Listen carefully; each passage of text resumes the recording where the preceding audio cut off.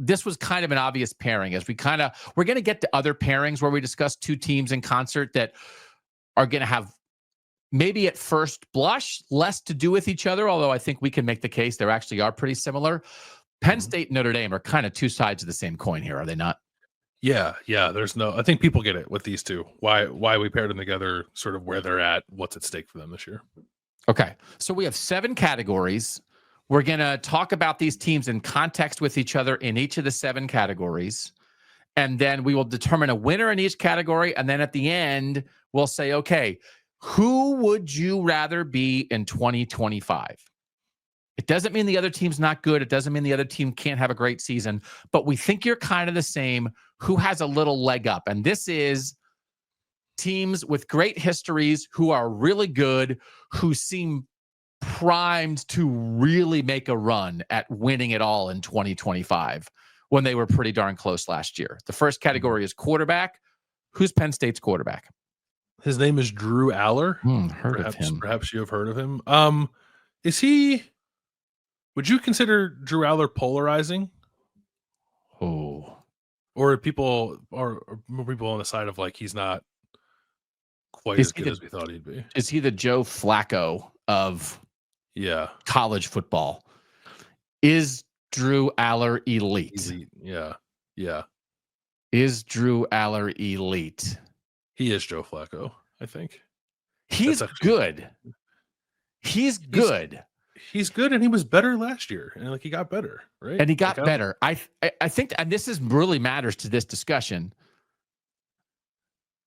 Is it for sure that Drew Aller could be your national championship quarterback if you have a lot of other things going on? Great offensive line, great run game, awesome play call in a tight spot, defense gets a stop, you get a return on special teams.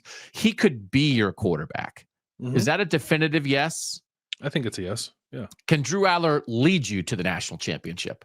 That's where we get to the enigma, right? Yeah. I don't know.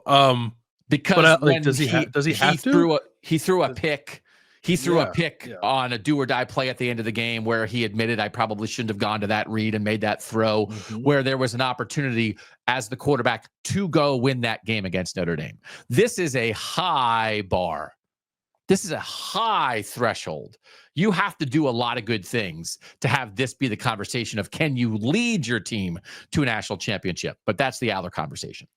Yeah. JC in the chat says he's not polarizing. He's an enigma. Like that's probably right.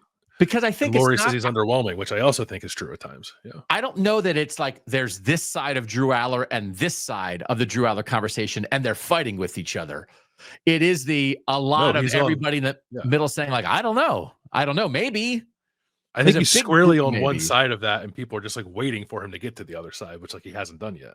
Yes, and you question whether or not very good, and he might have been a first-round pick if he had. I feel like J.J. McCarthy was a little bit like this through his entire career, and then in the end, he won a national championship for an undefeated team and went in the top half of the first round of the NFL draft, and people still are maybe saying, is J.J. McCarthy that good? That could be the path that Drew Aller's on. Could be, yeah. He was so James Franklin was asked about Drew Aller a lot in the spring, and he said Drew Aller needs to take another step this year. But he also said I think he's done that every year that he's been here, which I think is like unequivocally true. Saw gains last year in completion percentage by a decent amount, yards per attempt by almost 2 yards, big time throw rate by about 2%. Improved his average depth of target. Now, with that, he had more turnover-worthy plays and more interceptions, but like we wanted that from Drew Aller, right? I think Penn State's offense, while limited in a lot of ways that we'll get into, was better, and part of that I think is some of the strides that Drew Aller made. But when the opportunity was there for him to like go win a college football playoff semifinal for Penn State, like he couldn't do it. And that is like, that's why I think like underwhelming is probably maybe the word I would say for him. And it can be taken as like a strong kind of indictment of a guy who was a 5-star prospect and has played very well in long stretches for Penn State. But he came to Penn State with people thinking and hoping and wanting him like to be the guy that elevates the program to the next level. And I don't know that he's quite met those expectations just yet. CJ Carr at Notre Dame is 2 years away from being Drew Aller. Yeah. And this is one of those, it's very similar. Drew Aller's in his 4th year of college. CJ Carr is going to be in his 2nd year of college. Drew Aller's a 2-year starter. CJ Carr is a no-year starter. But I think if we went backwards with Drew Aller for 2 years, I think it would feel very similar to where CJ Carr is right now. And then we, as sports fans, as people who talk about this thing, a lot of time, we'd rather have the unknown, maybe hasn't done it yet, but might be awesome, than the established, pretty good. Mm-hmm. So as we try to determine like which quarterback situation you'd rather have, Notre Dame versus Penn State, there is an established pretty good and a completely unknown has not played. Could he be awesome? I don't know how anybody could say that they wouldn't take the Penn State quarterback situation here, but man, CJ Carr might be great this year. He started 10 of 12 in the spring game, led 2 scoring drives early, had a pick later in the game that maybe the guy ran his route at the wrong depth. Like I think they were trying to say maybe it wasn't even his fault. Just made a couple throws that you say, oh man, give me some more of that. And then Kenny Minchey is like an interesting option to have there. And I think both of them, they can get out of trouble. That's going to be a good offensive line at Notre Dame. They can both get out of trouble. That's what Riley Leonard did well last year. And I think Marcus Freeman wants that in his quarterbacks. I think CJ Carr can do it. But I think CJ Carr also probably is going to throw it better, more consistently than Riley Leonard did last year. And Riley Leonard was a baller and did a lot of really good things for Notre Dame, but that wasn't what he did best. And they knew that. So I think it has a chance. I think Notre Dame's quarterback play certainly is less experienced, but actually could be better than it was last year. Do you think that's possible? CJ Carr could be, quote, better than Riley Leonard? I think he could be better than Riley Leonard and better than Sam Hartman. Yeah. But will he be better than Drew Aller? So this is, we're very enthused about the upside of CJ Carr. They're going to play 2 tough games early, and then he's going to have a lot of time to work it out. But Aller could Drew Aller, what's the % chance that Drew Aller is the best quarterback in college football? Whatever that means. And I'm not really saying, is he going to win the Heisman? Is he going to be the first quarterback taken in the draft? But is he going to be the guy that, man, I'd take that guy. He's a winner. He's a leader. He makes big plays when you need him. That's the guy. I don't know. Like the accountability thing is interesting there. Cause maybe that's the thing that I feel like I've like been wanting to see the most out of Drew Aller that hasn't quite shown up yet. It's just like, we need a play, man. Can you go make it kind of thing? And maybe he has. So I don't know. I don't think short of like a few examples off the top of my head that I could pull to illustrate that he doesn't have a quality about him. I would say that maybe that's the thing that keeps him from being the best quarterback in college football this year. Yeah.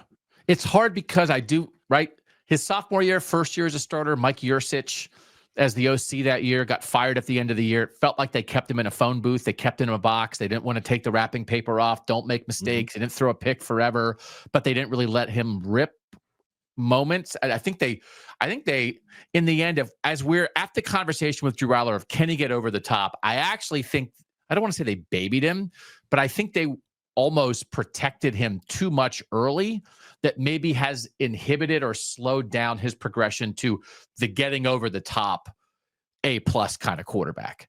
I think they maybe enhanced his chances of being very good, but now you've got to get there. But also, it's his 3rd year as a starter, but it's only his 2nd year with Andy Kotelnicki. I think the progress he made last year, it's very reasonable that he could make another similar leap in year 2 with that guy calling the plays. Yeah. I think they successfully navigated like what happened with Christian Hackenberg, where just like they ended up with like a broken quarterback by the end of his freshman year. Yes. But in making sure he didn't become that, they created a quarterback who's like still a little hesitant to let it rip. Yes. So interesting. Yeah. Man, I can't wait to see what happens. I think we have to go Penn State here in the quarterback battle, though, while both being very excited about CJ Carr and get back to us in December. Yeah, I think that's right. It's mostly an age and experience thing. Schedule and intangibles.